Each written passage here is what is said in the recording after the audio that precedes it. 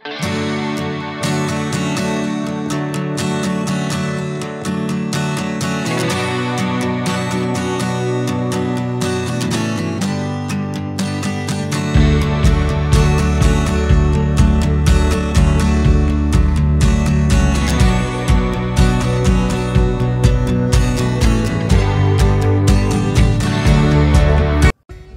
Everyone, good morning. কেমন আছো তোমরা সবাই? আশা করি সবাই ভালো আছো।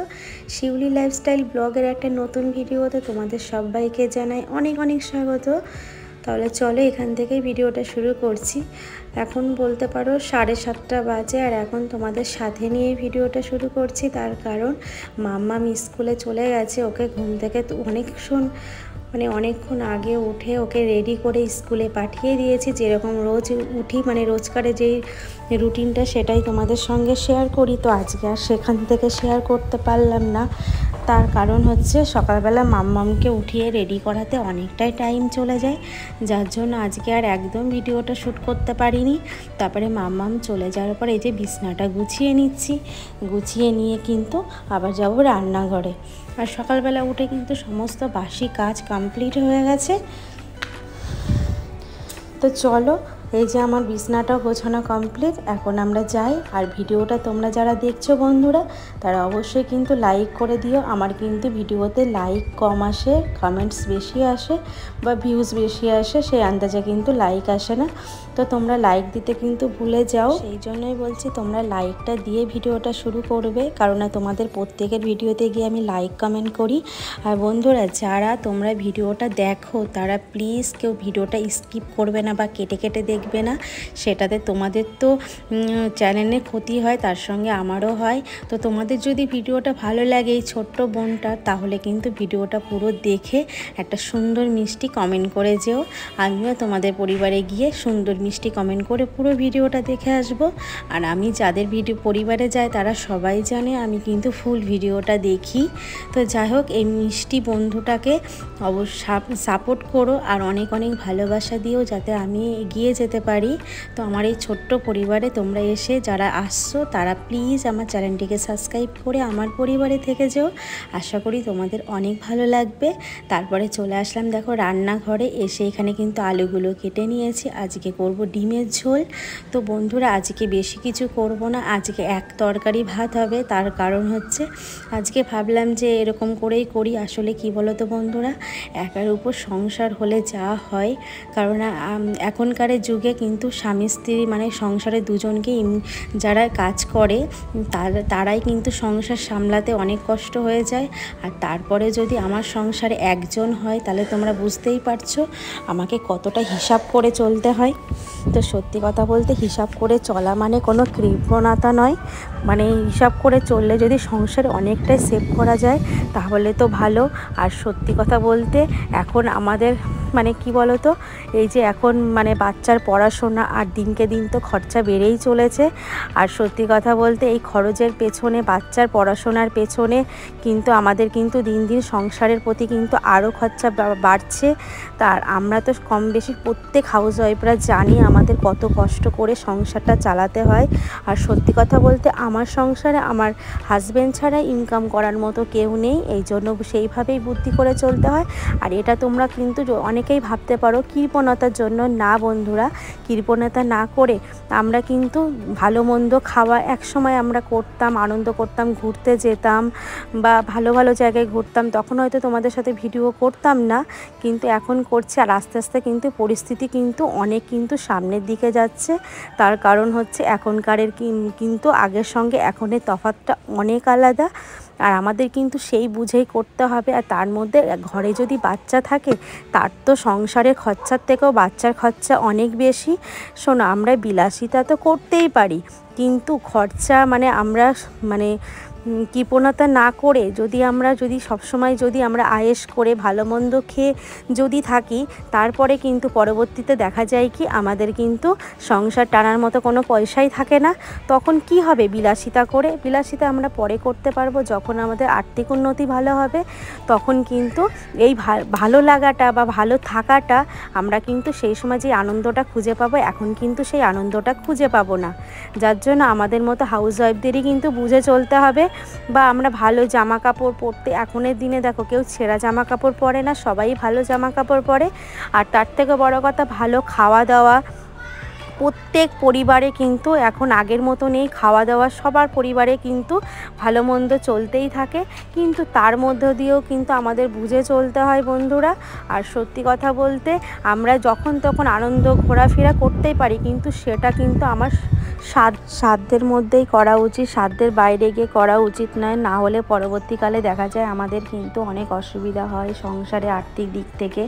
তো ওই জন্য মানে কৃপণতা না করে, বিলাসিতার দিকে না ছুটে কিন্তু প্রয়োজন বুঝেই কিন্তু আমাদের সমস্ত কাজ করা উচিত, তাই না বন্ধুরা? আর তোমাদের সঙ্গে কথা বলতে বলতে দেখো আমার এখানে সমস্ত কাজ কমপ্লিট হয়ে গেছে। আর তোমাদের একটু ভয়েস অসুবিধা হতে পারে, তার কারণ নিচে মাম্মাম ঘুমায়নি, দুষ্টুমি করছে, আমি ছাদে এসে ভয়েস দিচ্ছি আর পাশের একটু কথা আসছে, তোমরা প্লিজ মানিয়ে নিও।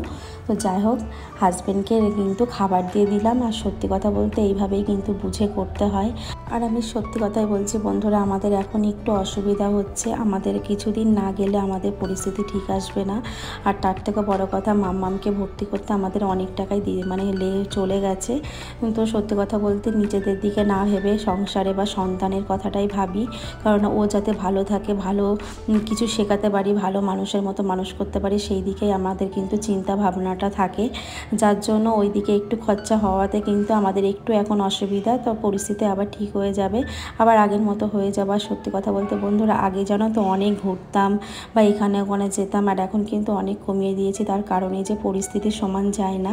তো আগে থেকে এখন কিন্তু একটু খরচাপাতিও বেড়ে গেছে। সত্যি কথা বলতে কলকাতার বাজারে থেকে বাচ্চা মানুষ করা কিন্তু অনেক অনেক ডিফিকাল্ট, যারা থাকো তারা তো জানোই, সেটা নতুন কিছু না। যাই হোক বন্ধুরা, আমার সমস্ত কাজ দেখো কমপ্লিট, ঘরটর মুছে নেবো এবার, নিয়ে তারপরে স্নান করে আবার মাম্মামকে আনতে চলে যেতে হবে। তো চলো বন্ধুরা স্নান করে নিই। তো বন্ধুরা স্নান করে দেখো চলে এসেছি, আর এসে দেখো ঠাকুরের বাসনগুলোও ছাদের থেকে ধুয়ে নিয়ে আসলাম, আর কিছু জামা কাপড় ছিল সেইগুলোও মেলে আসলাম। তো সেটাও তোমাদের সঙ্গে দেখানো হয়নি। আর সত্যি কথা বলতে মাম্মামের এখন স্কুলে যাওয়ার সময় না এত তাড়াহুড়ো থাকে, ভাবি যে একবারে পুজোটা করে দিয়ে যাব, তাহলে এসে আবার কিন্তু মাম্মামের সঙ্গে অনেকটা সময় দিতে পারবো। সব সময় যদি কাজের মধ্যে থাকি তাহলে কিন্তু বাচ্চাদের একদমই কিন্তু সময় দিতে পারবো না, যার জন্য আমি চেষ্টা করি মাম্মাম স্কুলে থাকা অবস্থায় সমস্ত আর ওর সাথে সময় কাটাতে হয়। কি বলো তো, বাচ্চাদের তো এখন আর খেলার সময় তো আর ওরা পায় না, বা খেলার সঙ্গী পায় না, বা বাইরে যেতে পারে না, ওই জন্য যতটা ঘরে থাকে ততটাই মাম্মামের সঙ্গে সময় কাটানোর চেষ্টা করি। আমি বলে না, প্রত্যেকটা মাদের বা বাবাদের বাচ্চাদের সঙ্গে সময় কাটানো উচিত। তো যাই হোক দেখো এখন রেডি হয়ে গেছি, আর এখন যাব মাম্মামের স্কুলে গিয়ে ভাবি তোমাদের সঙ্গে ভিডিও শেয়ার করব, কিন্তু স্কুলের সামনে এত ভিড় থাকে তাই আর শেয়ার করা হয় না। তো যাই হোক চলে আসলাম। এদিকে দেখো মাম্মামকে একদম ড্রেস ছাড়িয়ে দিয়েছে, আর ও বাথরুমে গেছে ফ্রেশ হতে, এই যে ফ্রেশ হয়ে গেছে চোখে মুখে জল দিয়ে। এখন চলো, তো মাম্মাম আর আমি দুজনে মিলে হালকা একটু টিফিন খেয়ে নিলাম, দিয়ে এদিকে মাম্মাম হোমওয়ার্ক করছে, তারপরে মাম্মামকে স্নান করিয়ে দেবো। স্কুলের এত হোমওয়ার্ক, যার জন্য হোমওয়ার্কগুলো কমপ্লিট করাতে হয়। তো তারপরে দেখো চলে আসলাম স্নান করিয়ে মাম্মামকে খাওয়াতে। তো মাম্মামকে এখন খাইয়ে দেবো। আর কালকের একটু তরকারি ছিল, ভাজা ছিল, শাক ভাজা, সেইগুলো গরম করে নিয়েছি। আর এই যে চলো তাহলে খাওয়া দাওয়া করি। তো বন্ধুরা খাওয়া দাওয়ার পর দেখো এদিকে আমার শাশুড়ি মা গাছে লাগিয়েছে ছাদে টপের মধ্যে বেগুন, সেই বেগুনগুলো তুলে দিয়েছে 3টে। আর সত্যি কথা বলতে অনেকটা দেরি হয়ে গেছে, মানে বতি হয়ে গেছে, বীজ হয়ে গেছে, তো জানি না কেমন খেতে লাগবে, তো দিয়েছে। যাই হোক তারপরে খাওয়া দাওয়ার পর এই যে জামা কাপড়গুলো তুলতে আসলাম। তোমাদের তো বলেছিলাম যে জামা কাপড় মেলা আছে, মানে মেলে রেখে এসেছিলাম। তো এখন জামা কাপড়গুলো তুলে নিচে যাব, গিয়ে সন্ধ্যা দেব, দিয়ে আবার এদিকে কিন্তু জামা কাপড়গুলো ভাঁজ করতে হবে। আজকে কিন্তু এতটাই কাচাকুচো করেছিলাম, তো জামাগুলো কিন্তু ভাঁজ করারই কথা ছিল, মানে করতেই হতো, না হলে কিন্তু অনেকটা জামা কাপড় জমা হয়ে যেত। আর যখনকারের কাজ তখনকারের কাজ না করলে না একদমই কিন্তু পরে কিন্তু আর ইচ্ছা করে না, এগুলো কিন্তু জমাট বেঁধেই থাকে। যাই হোক গোপুসোনাকে খেতে দিয়েছি, দিয়ে কিন্তু ওই জন্য দেখো নাইটিটাও ছাড়িনি। তো গোপুসোনাকে শুইয়ে তারপরে আবার নাইটিটা ছেড়ে নেব। তাই ভাবলাম বসে থেকে তো সময় নষ্ট করে কোনো লাভ নেই, জামা কাপড়গুলো গুছিয়েই নিই। আর কি বলো তো, এই জামা কাপড়গুলো অনেক জমে ছিল। আর এখনের কাজ যদি না করি পরের ভরসায় রেখে দিলে কিন্তু পরে করব করলে কিন্তু আর হয় না। আর এখানে দেখো এতটাই জামা কাপড়, তোমরা দেখে বুঝতেই পারছো। আর মাম্মাম কিন্তু পড়তেও চলে গেছে, ওর পাপা ওকে দিতে চলে গেছে পড়তে, তো ও আসলে ওকে চা করে দেবো, আমরাও চা খেয়ে নেব। বন্ধুরা তোমরা এখনও যারা আমার পরিবারে আছো, এখনও ভিডিওটা দেখছো, তাদেরকে অনেক ধন্যবাদ। জানি অনেক বন্ধুরা এত দূর আসো না, তো যারা আসো আমার তাদের উপর অনেক ভরসা আছে, জানি তারা অনেক ভালোবাসা দিয়ে যাবে আমার এই ছোট্ট পরিবারে বা ছোট্ট বোনটাকে। তো তোমরা এত সুন্দর সুন্দর কমেন্ট করো, তার জন্য তোমাদের অনেক ধন্যবাদ। আমি হয়তো প্রত্যেক দিন হয়তো কমেন্টের রিপ্লাই দিতে পারি না ব্যস্ততার কারণে, তো যাই হোক, তাহলে এইভাবে আমার পাশে থেকো, সাথে থেকো। আর তাহলে চলো বন্ধুরা, ভিডিওটা শেষ করছি, আবার দেখা হচ্ছে নেক্সট কোনো ব্লগে। ততক্ষণ তোমরা সবাই ভালো থেকো, সুস্থ থেকো, টাটা।